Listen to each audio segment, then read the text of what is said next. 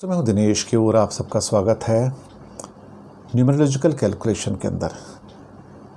क्या भारतीय जनता पार्टी की सरकार आने वाले 2 सालों में कुछ ऐसे प्रपोज़ल लेकर आने वाली है पार्लियामेंट में जिससे वो अपने आप की जो टफ इमेज है उसको और ज़्यादा मजबूत करने की कोशिश करेंगे और भले ही जनता में उसके बीच में बड़ी संख्या में रोष फैले, लेकिन उनकी अपनी जो कॉन्स्टिट्यूएंसी है हिंदुत्व की, उसको शायद वो खुश कर पाएँ।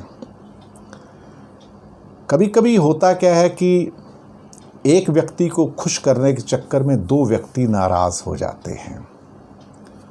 कुछ ऐसा हो सकता है जब इंसान अपने आप को कमज़ोर परिस्थिति में पाए और उसको लगे कि हाँ मेरी इमेज डेंट हो चुकी है, तो अब मुझे कुछ बड़ा करने की ज़रूरत है। जैसे 2019 में उन्होंने पुलवामा की बात की थी कि हाँ एक बड़ा किया जाए, वो एक घटना काफ़ी है, लोग 5 साल में क्या मैंने ब्लंडर किए सब भूल जाएंगे, भूल गए। अब ये ब्लंडर जो पाकिस्तान के जो खिलाफ एक्शन होकर जीत गए थे, ये चाइना के खिलाफ नहीं कर सकते, चाइना को अटैक इंडिया नहीं कर सकता, वो बस की बात नहीं है, तो वो तो फॉरगॉटन है। 2-3 मुद्दे सामने हैं, ज्वलंत मुद्दे हैं। पहला मुद्दा यूनिफॉर्म सिविल कोड का मुद्दा, जोर शोर से उठाएंगे, बिल को पास करवाने की कोशिश करेंगे, लोकसभा में पास कर लेंगे, राज्यसभा में भी पास करवा लेंगे। लेकिन यूनिफॉर्म सिविल कोड अगर पास हो गया तो मानिए या मत मानिए, उनकी जो बिग मैन की इमेज तो बड़ी मजबूत हो जाएगी, लेकिन देश के अंदर दरारें बहुत बड़ी हो जाएंगी। इतनी बड़ी खाइयां बन जाएंगी कि आप पाटने जाओगे तो नहीं पाटी जाएंगी। दूसरा एक मुद्दा पॉपुलेशन कंट्रोल का आएगा। पॉपुलेशन में सिर्फ 4 ही राज्य अब इंडिया में ऐसे बचे जिनकी पॉपुलेशन बढ़ रही है, बिहार, उत्तर प्रदेश, मध्य प्रदेश और राजस्थान। मध्य प्रदेश राजस्थान भी अगले 3-4-5 साल में कंट्रोल आ जाएंगे, सिर्फ बिहार और उत्तर प्रदेश ही रह जाएंगे जो बहुत ज़्यादा नंबर जोड़ रहे हैं। वेस्टर्न और साउथ इंडिया सारा का सारा इस टाइम माइनस में जा रहा है। ये पॉपुलेशन की मैंने बात की है, लेकिन यहाँ पे पॉपुलेशन कंट्रोल का एक मुद्दा आ सकता है जिसकी वजह से दरारें बढ़ेंगी और कहीं ना कहीं विघटन की स्थितियां पैदा होंगी। तीसरा एक बहुत महत्वपूर्ण मुद्दा और जो आएगा ही आएगा, शायद आप लोगों ने गौर नहीं किया होगा कि जो नई पार्लियामेंट बन रही है उसमें बैठने की जगह करीब करीब 850 मेंबर की है।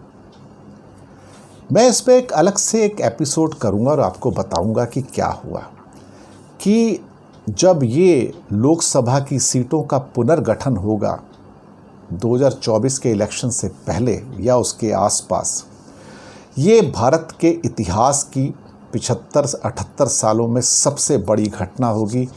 सबसे ज़्यादा रोष पैदा होगा, सबसे ज़्यादा गुस्सा पैदा होगा।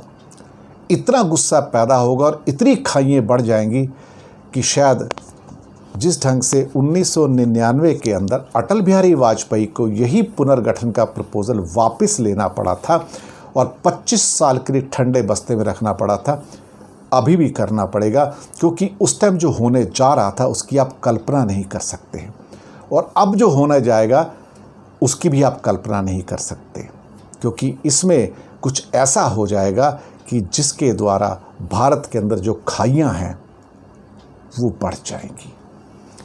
कंटेंशियस इश्यूज़ हैं, और साथ में अभी मैंने CAA और NRC की बात नहीं है जिसको पूरे हिंदुस्तान में बीजेपी लागू करना चाहती है, लेकिन इनमें से बहुत सारे मुद्दे ऐसे हैं अगर उनको सरकार फोर्सफुली लागू करेगी तो मैं दावे के साथ कहता हूँ आप अपनी स्ट्रॉन्ग मैन की तो इमेज बना लेंगे, पर वो भारत की कीमत पर होगा। ध्यान से सुनिएगा, भारत की कीमत पर होगा, क्योंकि फिर भारत में खाइयाँ इतनी बढ़ जाएंगी शायद वो पाटने से नहीं पटेंगी। ये मेरी ओर से आप एक 2024 तक की एक कॉशन समझ लीजिएगा। धन्यवाद।